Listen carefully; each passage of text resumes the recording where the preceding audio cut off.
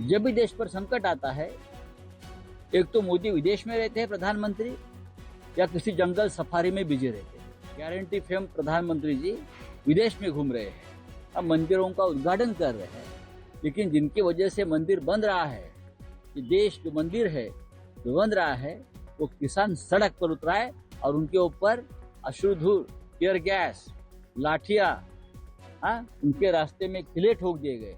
MSP की guarantee अगर मोदी जी देते हैं तो मैं ये समझूंगा कि मोदी सचमुच देश के नेता है, किसानों के नेता है। मोदी जी किसानों को आत्महत्या करने की गारंटी दे रही है, मोदी जी किसानों को मारने की गारंटी दे रहे हैं। एक तरफ किसानों का आंदोलन है तो दूसरी तरफ जो प्रधानमंत्री है वो विदेश दौरे पे है और विदेश जब भी देश में संकट होता है, जब भी देश पर संकट आता है, एक तो मोदी विदेश में रहते हैं प्रधानमंत्री, या किसी जंगल सफारी में बिजी रहते हैं। जब पुलवामा में अटैक हो गया, हमारे 40 जवानों की शहादत हो गई, तो प्रधानमंत्री मोदी जी जिम कॉर्बेट के जंगल में सफारी कर रहे थे, शूटिंग कर रहे थे। और अब हमारा किसान दिल्ली की तरफ मार्च कर रहा है।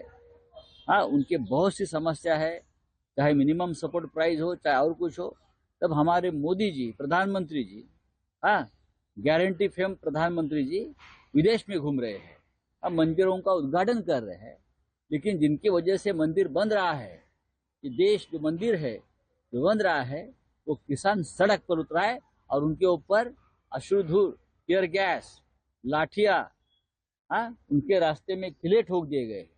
ये उनकी गारंटी है। अनेक चीजों की गारंटी जो है मोदी दे रहा है, जबकि एमएसपी जो है जिसको एमएसपी की गारंटी अगर मोदी जी देते हैं तो मैं ये समझूंगा कि मोदी सचमुच देश के नेता है, किसानों के नेता है।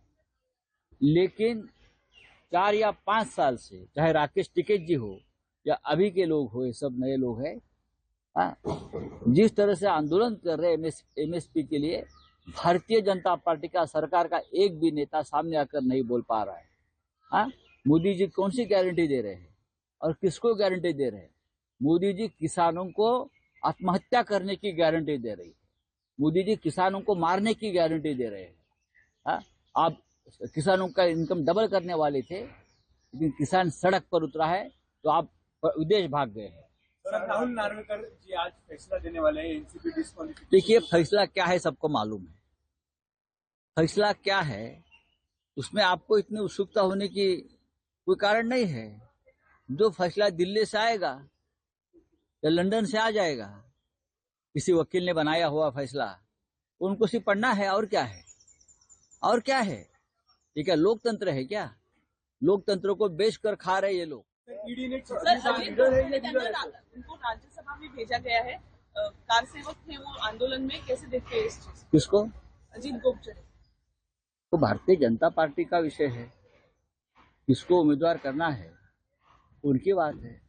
अगर वो कार सेवक थे और उनको उम्मीदवारी मिली है, तो उसमें हमको दर्द होने की जरूरत नहीं है। अच्छी बात है ना, पार्टी के संगठन से जुड़े हुए व्यक्ति है। अशोक चौहान तो कल आए हैं, 24 घंटे में उनको राज्यसभा आपने दे दी है। वो तो पुराने कार्यकर्ता हो गए, तो उनका स्वागत करना चाहिए।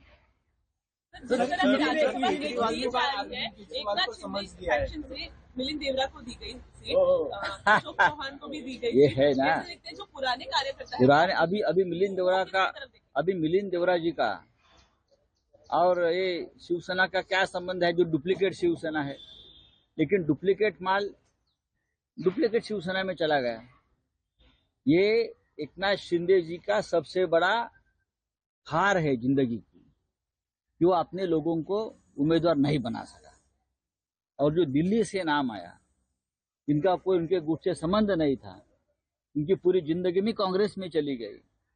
एक उद्योगपति की मध्यस्थता और भारतीय जनता पार्टी का आदेश से उनको एक बाहर के व्यक्ति को राज्यसभा की उम्मीदवारी देने पड़ी। आप बोलिए। ईडी ने 6वीं बार अरविंद केजरीवाल को समझ दिया है, किस तरह से देखती है? देखिए, कानून की लड़ाई केजरीवाल साहब लड़ रहे हैं। अशोक चौहान जी को क्लीन चिट मिल जाएगा। अभी अजीत पवार साहब को भी क्लीन चिट मिल गया है। प्रफुल्ल पटेल जी का भी मिर्ची का व्यापार अभी पूरा, उसको क्लीन चिट मिल जाएगा।